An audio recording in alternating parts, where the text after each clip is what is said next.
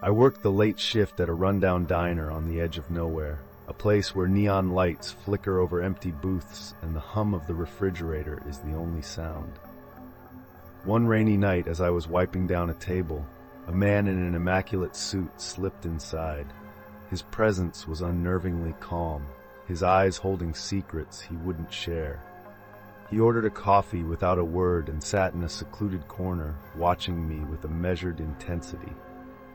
As the clock inched past midnight, he approached and softly asked if I'd ever wondered about escaping this life, hinting at opportunities that promised a quick fortune in exchange for a small, unsettling favor.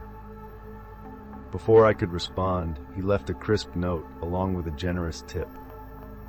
Later, when I reviewed the diner's security footage, I saw him vanish into a shadow that didn't belong to any living soul. At the local 24-hour convenience store, the nights are usually slow and predictable, until they're not. One bitterly cold evening, while restocking shelves, I noticed a figure lingering by the door. He wore a heavy coat and a wide-brimmed hat, his face partially hidden in the dim light. He wandered the aisles without purpose, stopping only to stare at the back of my head as I moved.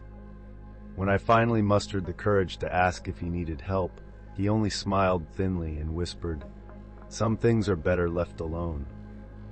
Moments later, the store's overhead lights began to flicker, and a cold draft swept through the aisles.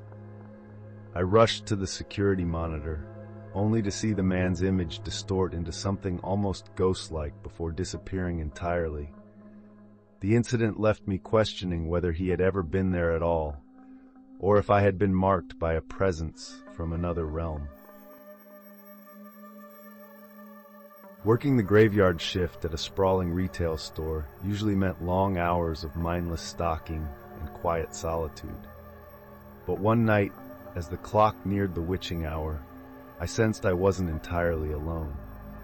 I caught sight of a pair of strangers, a woman and a man, who moved in perfect, almost rehearsed synchrony among the aisles.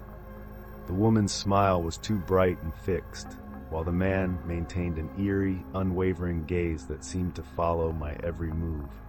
As I was tidying up near the back exit, the woman abruptly leaned in and murmured that someone had been recording me all night, her tone laced with an unsettling urgency.